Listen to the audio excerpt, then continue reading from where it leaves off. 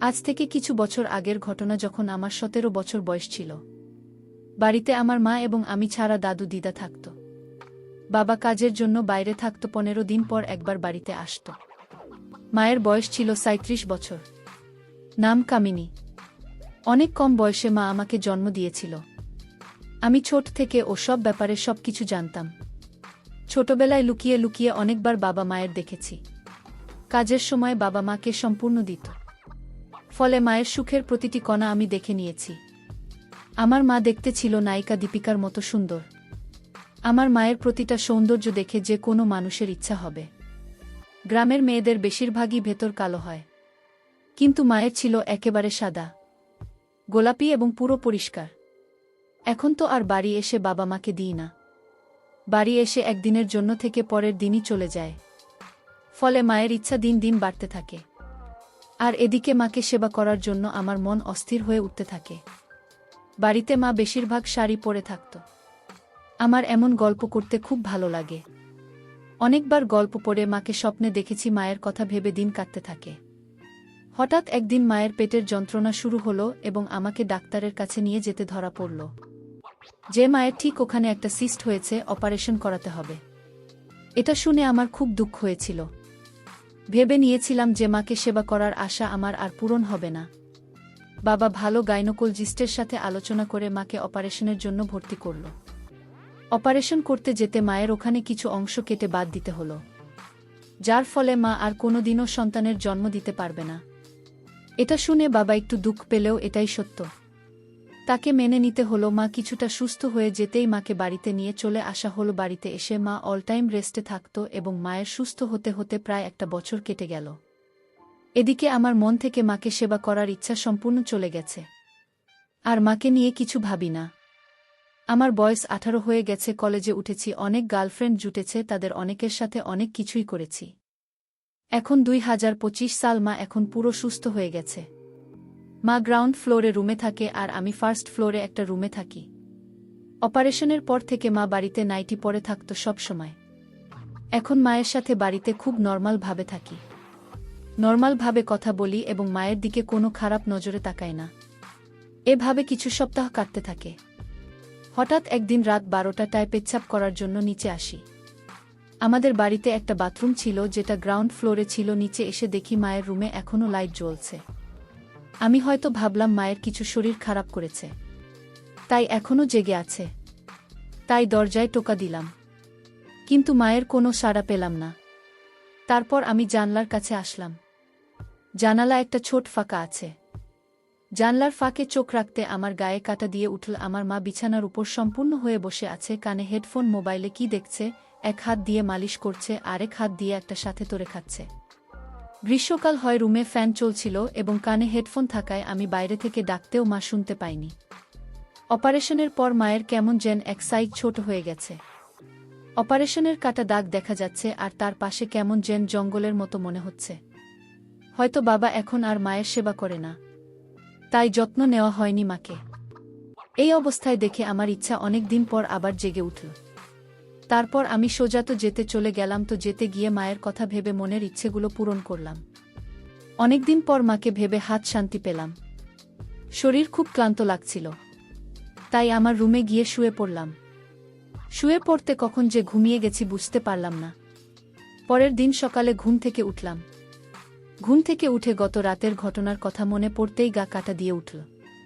বারবার মায়ের সম্পূর্ণ অবস্থা চোখের সামনে ভেসে উঠতে লাগল, কিন্তু আমি নিজেকে কন্ট্রোল করে বিছানা থেকে উঠে পড়লাম। বাথরুমে গিয়ে মুখ হাত ধুয়ে ফ্রেশ হয়ে ব্রেকফাস্ট করে নিলাম। তারপর মায়ের দিকে চোখ গেল, দেখলাম মা রুম থেকে বের হলো। মা আমাকে বলল, মা কি রে বাবু, ব্রেকফাস্ট হয়ে গেছে? হ্যাঁ মা, হয়ে গেছে। তুমিও তাড়াতাড়ি মুখ হাত ধুয়ে খেয়ে নাও। আচ্ছা ঠিক আছে। মা পরনে একটা নাইটি পরেছিল, কিন্তু আমার চোখ যেন অন্য কিছু দেখতে পাচ্ছিল। তারপর আমি কাউকে কিছু না বলে আমার রুমে চলে গেলাম। দিদা রান্না করে খাওয়ার রেডি করে দিতে খেয়ে দিয়ে আমি কলেজের জন্য বেরিয়ে গেলাম। আমি কলেজে গিয়েছি, কিন্তু মাথার মধ্যে শুধুই ঘুরপাক খাচ্ছে। কিভাবে মাকে সেবা করা যায়? কলেজে ব্রেক টাইমে ইন্টারনেট খুলে অনেক মা ও ছেলের গল্প এবং আইডিয়া পড়তে লাগলাম। হঠাৎ আমার মাথায় একটা বুদ্ধি এলো, মা তো এখনো বসি, বাবা মায়ের মধ্যে এখন কিছু হয় না। তাই মা সেবা নেওয়ার জন্য অস্থির হয়ে ওঠে। তাই তো সেদিন কষ্ট করে একা একা শাখা ছিল। এখন আমার কাজ হলো ছেলে মায়ের সেবা করতে পারে, সেটা আমাকে যা হোক করে জানাতে হবে। তাই আমি একটা প্ল্যান করলাম। প্ল্যানটা হলো মায়ের ফোনটা নিয়ে ইউটিউবে মা ও ছেলের গল্প লিখে সার্চ করে ভিডিও দেখবে এবং পরে যখন বায়ু খুলবে ওই ভিডিওগুলো দেখতে পাবে। এসব আরও অনেক কথা চিন্তা করতে করতে কথা দিয়ে কলেজ শেষ হয়ে গেল। কলেজ থেকে বাড়ি ফিরে দেখি মা বারান্দায় চেয়ারে বসে বসে ফল খাচ্ছে। আমি রুমে গিয়ে ড্রেস চেঞ্জ করে ফ্রেশ হয়ে নিচে এলাম এবং দিদা খেতে দিল। খেতে খেতে মায়ের সাথে গল্প করছিলাম। আর বারবার আমার চোখগুলো যাচ্ছিল মায়ের ওই দিকে। মা নাইটি পরেছিল। খাওয়া শেষ করে আমি ওখান থেকে চলে আসলাম এবং মায়ের রুমে লুকিয়ে লুকিয়ে ঢুকে মায়ের ফোনটা নিয়ে প্ল্যান মতো ইউটিউবে সার্চ করলাম। তারপর ফোনটা যেখানে ছিল সেখানে রেখে দিয়ে আমার রুমে চলে এলাম। ধীরে ধীরে আমার মধ্যে আনন্দ বাড়তে থাকল।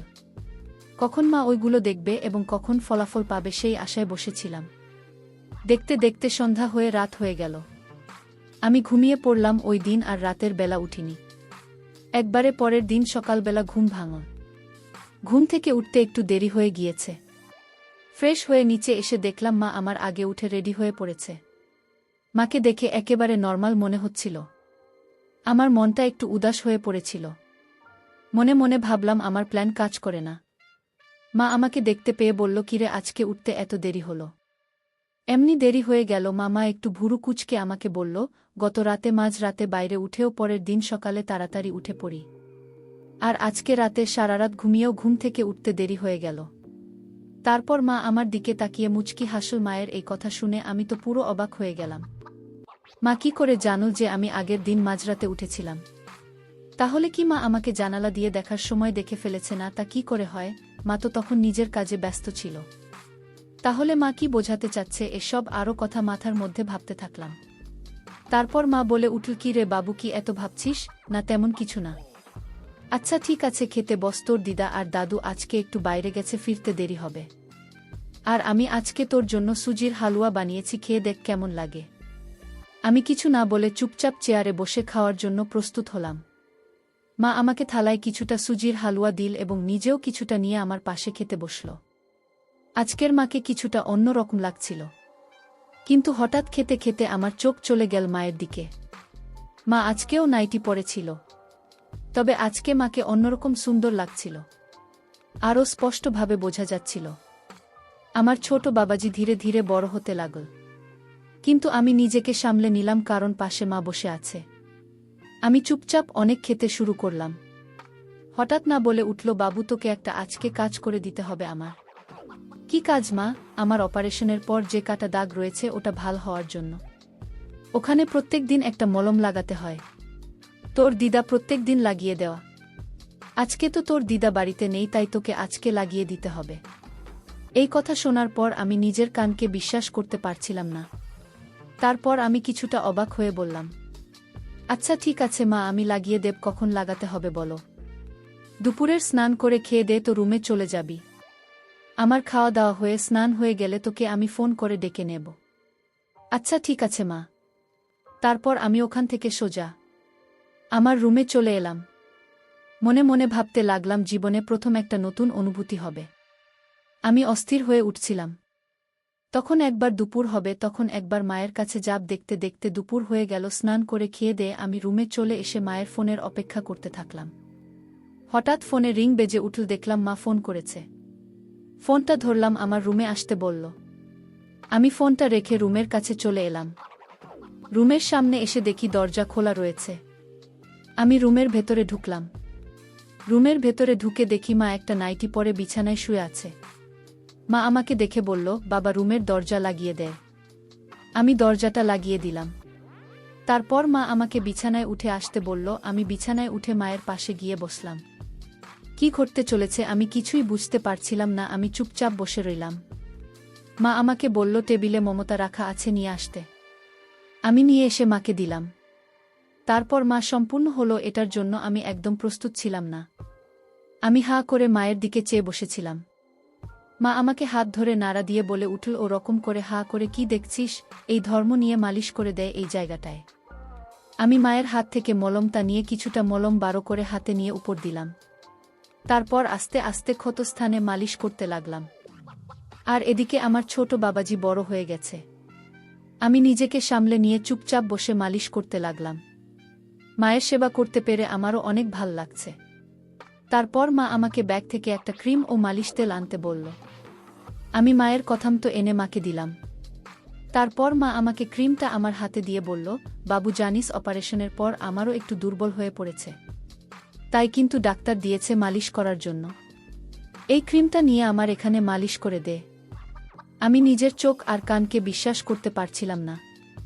আমি হাতে কিছুটা ক্রিম নিয়ে মেসেজ করলাম, তারপর হাত দিয়ে আস্তে করে স্পর্শ করলাম।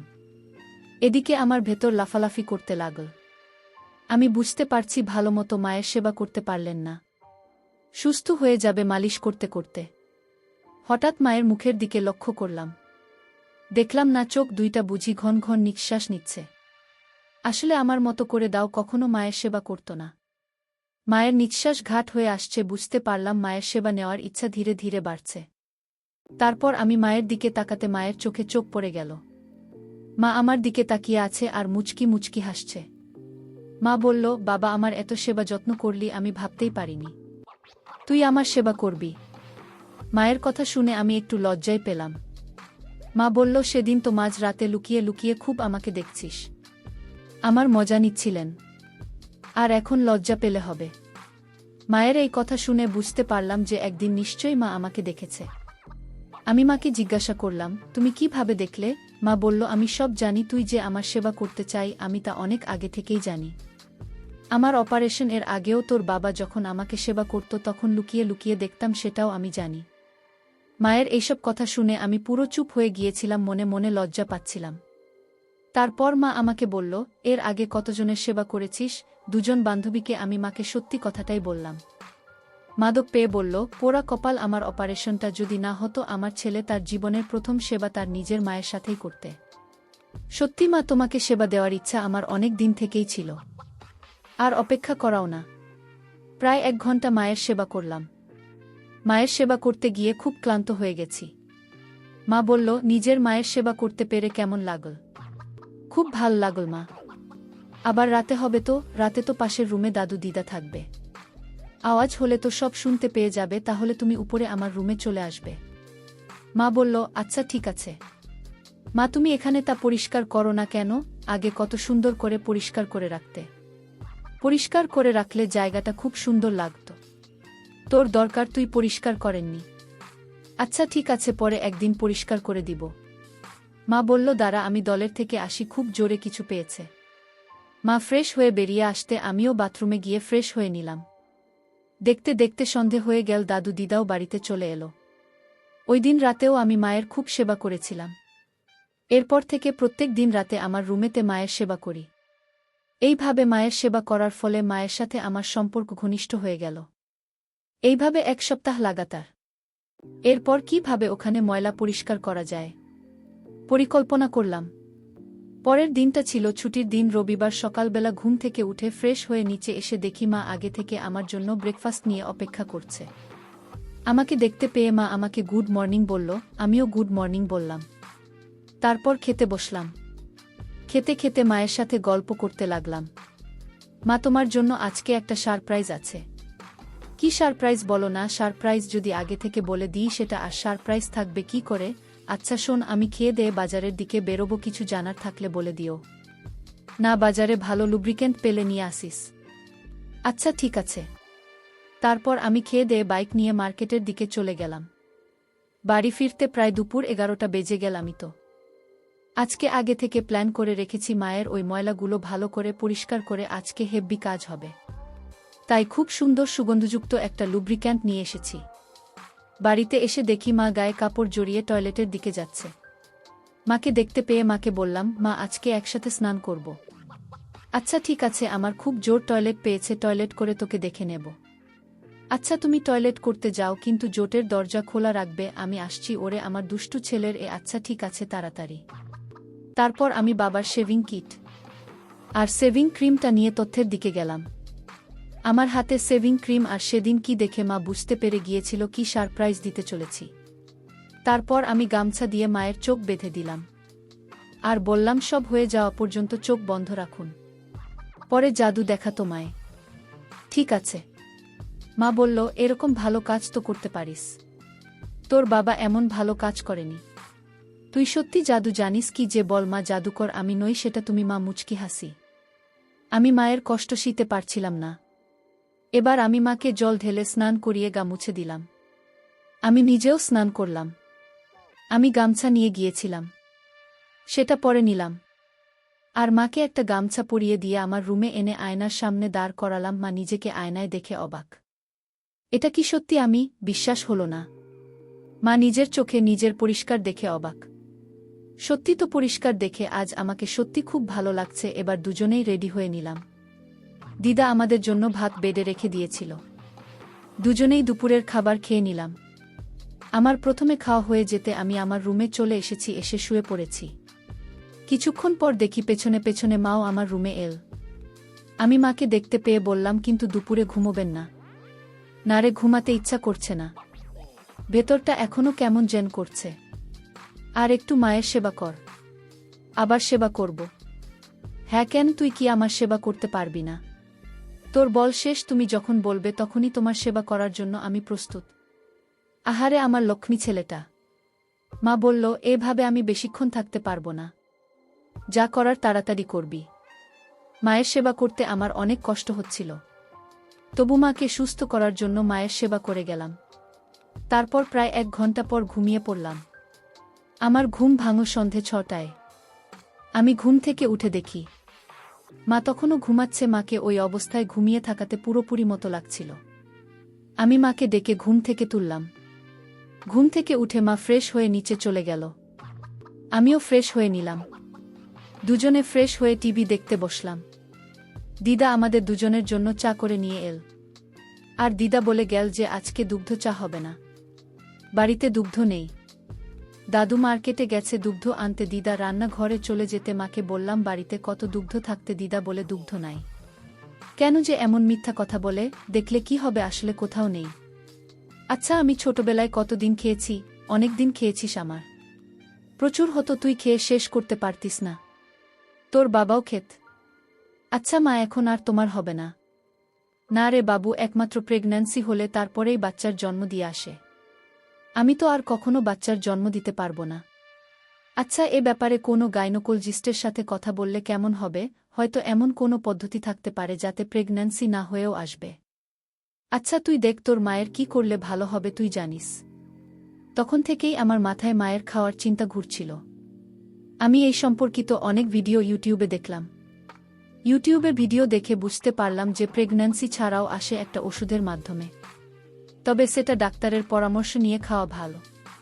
তাই আমি ঠিক করলাম যে কোনো একটা গাইনোকোলজিস্টের কাছে যাব। এসব আলোচনা করতে করতে অনেকটাই রাত হয়ে গিয়েছিল। সবাই খাওয়া দাওয়া করে আমি আমার রুমে চলে এলাম। মাও খাওয়া দাওয়া শেষ করে আমার রুমে চলে এলো, কারণ আমি আর মা এক রুমে ঘুমাই। যেদিন শুধু বাবা বাড়িতে আসে, ওই দিন মা নিজের রুমে ঘুমায় বাবার সাথে। ছুটির দিন রবিবারটা আমি মায়ের সেবা করার মাধ্যমে খুব ভালোই কাটল। অপারেশনের পর প্রায় 2 বছর হয়ে গেল, এবার মায়ের বাইরে ঘুরতে যাওয়ার শখ হয়েছে। অপারেশনের পর থেকে এতদিন ঘরের মধ্যে বন্ধ ছিল, কোথাও বেরত না। মা আমাকে বলেছিল যে আমার সাথে একদিন মার্কেটে যাবেন কেনাকাটা করতে। দিনটা ছিল বুধবার, পাবলিক হলিডে, কলেজে ছুটি ছিল। মাকে সকাল থেকে বলে রেখেছি যে বিকালের দিকে শুটিংয়ে যাব। বিকেলে 4টার সময় মা রেডি হয়ে গেল। আমিও রেডি হয়ে পড়লাম। দুজনে বেরিয়ে গেলাম মার্কেটের উদ্দেশ্যে। কাছে একটা বাস স্টপেজ থেকে বাস ধরার জন্য অপেক্ষা করতে থাকলাম। কিছুক্ষণ পর বাস আসলো। আমরা বাসে উঠলাম। বাসে প্রচণ্ড ভিড়, বসার জায়গা তো নেই, ঠিকভাবে দাঁড়ানোই যাচ্ছে না। মাকে দেখলাম অনেকেই ঘিরে রেখেছে। মা বেশ অস্বস্তিতে পড়ে গেছে। অবস্থা বেগতিক দেখে আমি ঠেলে তুলে মায়ের পিছনে গিয়ে দাঁড়ালাম। তারপরে এক হাত দিয়ে যতটা সম্ভব মাকে সামনের দিক থেকে ঠেলা দিয়ে আমার দিকে আনার চেষ্টা করলাম। মা দেখল আমি ঢালের মতো দাঁড়িয়ে আছি। মা বলল, উফ বাবু, তুই ছিলি কই? মা, চিন্তা নেই, আমি আছি। কিছুক্ষণ পর একটা সিট খালি হতে মাকে বললাম সেখানে বসতে। মা বলল, না, আমার ছেলে দাঁড়িয়ে থাকবে, আমি বসবো, তা হবে না। বাবু তুমি বস, আমি তোর কোলে বসেই। যেহেতু আমরা মা ছেলে তাই কেউ আপত্তি করল না। আমি সিটে বসে পড়লাম। আমার কোলে বসে পড়ল। আমি হাত রাখার জায়গা পাচ্ছিলাম না। তাই মা বলল, বাবু হাত আমার সামনে রাখ। আমরা শহরে পৌঁছে গেলাম। একটা বড় শপিং মলে ঢুকলাম। মাকে দারুণ সুন্দর লাগছে দেখতে। আমরা প্রথমে একটা লেডিস কর্নার এ ঢুকলাম। দোকানের নারী সেলসম্যান দেখে এগিয়ে এল, বলল, স্যার কি চাই বলুন, এখানে সব রকমের জিনিস পাবেন বৌদির জন্য। আর বৌদি যা সুন্দরী সব কিছুতেই মানিয়ে যাবে। বুঝলাম আমাদের মা ছেলেকে স্বামী স্ত্রী ভেবেছে। মার দিকে তাকাতে দেখলাম মা লজ্জায় লাল হয়ে গেছে। আমি বললাম, আচ্ছা কিছু লেটেস্ট পোশাক দেখান তো। তখন সেলসম্যান কিছুই পোশাক আনো, যেগুলো আসলে কিসের জন্য পরে আমি নিজেও বুঝি না। আমি বললাম, দিয়ে দিন। এবার মা বলল, খোকা কিছু গয়না পছন্দ হয়েছে কিন। মায়ের জন্য কিছু গয়না নিলাম। আমি এরপর মায়ের জন্য কোমরের বিছা, গলার হার, হাতের বালা কিনলাম। এরপর সব কেনাকাটা শেষে বাবার ডেবিট কার্ড থেকে পেমেন্ট করলাম।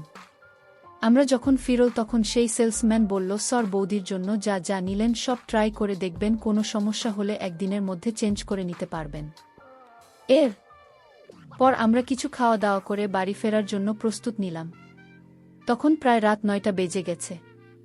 আমাদের বাড়িটা ছিল গ্রাম এলাকায়, তাই শহর থেকে গ্রামে যাওয়ার প্রায় সব বাস চলাচল বন্ধ হয়ে গিয়েছিল। তাই আমরা ঠিক করলাম আজকের রাতটা এই শহরের একটা হোটেলে রুম বুক করে থেকে যাব।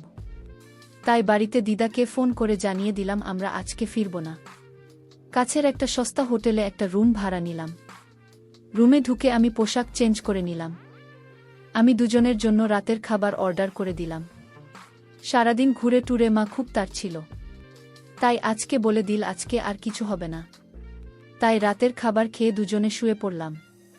মা, তোমাকে সেদিন বলেছিলাম যে তোমার কিছু পেলে আমি খাব, তার একটা উপায় আমি খুঁজে পেয়েছি। মা বলল, কি উপায় বল। এই শহরে একটা লেডি গাইনোকোলজিস্ট আছে, আমি উনার সাথে কথা বলেছি এই ব্যাপারে। উনি বলেছেন একটা ইনজেকশন দিতে হবে, আর কিছু ওষুধ আছে যাতে ওগুলো তৈরি হবে। আচ্ছা বাবু, তোর যেটা ইচ্ছা সেটাই হবে। আচ্ছা তাহলে কালকে ওই গাইনোকোলজিস্টের এক্সেন্টমেন্ট নিয়েই কালকে বাড়ি যাওয়ার পথে ওখানে হয়ে যাব। আচ্ছা ঠিক আছে। মায়ের সাথে কথোপকথন শেষ করে ঘুমিয়ে পড়লাম। পরের দিন সকালে ঘুম থেকে উঠে দুজনে রেডি হয়ে পড়লাম। হোটেল থেকে বেরিয়ে ওই গাইনোকোলজিস্টের চেম্বারের দিকে রওনা হলাম। বেলা 11টা নাগাদ চেম্বারে এসে পৌঁছলাম। রিসেপশনে একটা মহিলা ছিল। মহিলাটি একটা ফর্ম দিল। ফর্মটা আমি ফিল আপ করে দিলাম এবং ফর্মে স্বামীর জায়গায় আমি সই করে দিলাম। ফর্মটা সেই মহিলা রিসেপশনিস্টকে দিয়ে বাইরে ওয়েট করছিলাম। কিছুক্ষণ পর মায়ের নাম ডাকল। মা ভেতরে গেল এবং সাথে আমি ভেতরে যাব। সেই সময় গাইনোকোলজিস্ট মাকে জিজ্ঞাসা করল, সাথে এটা কি আপনার হাসব্যান্ড? মা কিছুটা লজ্জা পেয়ে মুচকি হেসে মাথা নেড়ে হ্যাঁ বলল। গাইনোকোলজিস্ট আমাকে ভেতরে আসার জন্য অনুমতি দিল। গাইনোকোলজিস্ট মাকে বেডে শুয়ে পড়ার জন্য বলল এবং আমাকে পাশে একটা চেয়ারে বসতে বলল। গাইনোকোলজিস্ট আমার হাতে একটা লোশন দিল এবং মায়ের ওখানে মালিশ করতে বলল যাতে খুব সহজে বোঝা যায় এবং ইনজেকশন দিতে সুবিধা হয়। কিছুক্ষণ পর গাইনোকোলজিস্ট ডক্টর একটা ইনজেকশন আনা আর মায়ের ওখানে গেঁথে দিল। মা তো ভয়ে চোখ বন্ধ করেছিল। তারপর কিছুক্ষণ রেস্ট নিয়ে মাকে উঠে নিতে বলল। তারপর গাইনোকোলজিস্ট আমাকে ডেকে বলল, চিন্তার কোনো কারণ নেই, 24 ঘন্টার মধ্যে কাজ হয়ে যাবে। একটা ওষুধ লিখে দিচ্ছি, যখনই প্রয়োজন হবে তার আগে ওষুধ খাইয়ে দেবেন। তারপর ওখান থেকে মাকে সাথে নিয়ে বাড়ি যাওয়ার উদ্দেশ্যে বেরিয়ে পড়লাম। বাড়ি ফিরতে প্রায় দুপুর হয়ে গিয়েছিল। দিদা আমাদের জন্য খাবার বানিয়ে রেখেছিল। বাড়িতে ফিরে স্নান টান করে মা আর আমি খেতে বসলাম। দিদা দাদু আমাদের দিকে খেতে দিয়ে স্নান করতে গেছে বাড়িতে। এখন আমি আর মা টেবিলে বসে খাচ্ছি। আমি মায়ের চেয়ার ঘেঁষে বসি। খাওয়া শেষ করে আমি আমার রুমে চলে গেলাম। কিছুক্ষণ পর মা ও আমার রুমে চলে এল। আচ্ছা, আমি কি তোমার নাম ধরে তোমাকে ডাকতে পারি? হ্যাঁ বাবু, তুই আমার নাম ধরে ডাক, আমি তোকে স্বামী মনে করে উত্তর দেব। প্রায় 1 ঘন্টা মায়ের অনেক সেবা যত্ন করলাম। মায়ের সেবা করে ক্লান্ত হয়ে কখন যে ঘুমিয়ে পড়েছি টের পাইনি। মায়ের ডাকে ঘুম ভাঙল। ঘুম ভাঙে ঘড়িতে দেখি সন্ধে 6টা বেজে গেছে। দেখি মা আমার সামনে দাঁড়িয়ে আছে আর আমি এদিকে সম্পূর্ণ হয়ে আছি। আমি বিছানা থেকে উঠে বাথরুমে গিয়ে ফ্রেশ হয়ে আসলাম। আমি আমার রুমে এলাম, দেখি মা বিছানায় বসে আছি। মা আমাকে দেখতে পেয়ে বলল, স্বামী আমাকে কেমন লাগছে? তার মুখে স্বামী ডাক্তার শুনে খুব লজ্জা পেলাম। আমি কিছু বললাম না, চুপ করে থাকলাম। কামিনী উঠে এসে আমাকে ধরে বলল, দুপুরে তো মায়ের খুব সেবা করলে, আর এখন মায়ের কাছে লজ্জা পেলে হয়। ইস কি যে বলো না মা, আমি তো ঠিকই বলছি বাবা, আর কিছু সময় ওয়েট করো, আরও কিছু খেতে পারবে। আজকে রাত্রে আর সেবা করা লাগবে না, কালকে আশা করি সামনে এসে যাবে, তারপর আমি তোমাকে খাওয়াব, আর তুমি আমার সেবা করবে। আচ্ছা ঠিক আছে। তারপর মা নিচে রান্নাঘরে চলে গেল, আর আমি আমার রুমে বসে ফোন ঘাঁটছেছিলাম। রাতে খাওয়ার তৈরি হয়ে যেতে খাবার খেয়ে আমার রুমে শুয়ে পড়লাম। শুয়ে শুয়ে ভাবছি কালকে মায়ের পুরোপুরি সুস্থ হবে, কালকে খেতে পারব। খুব আনন্দ হচ্ছে মনে মনে। এসব কথা মাথায় চিন্তা করতে করতে কখন যে ঘুমিয়ে পড়েছি টের পাইনি। মা ও তার রুমে গিয়ে ঘুমিয়ে পড়েছিল। ওই রাতে আর কিছু হয়নি।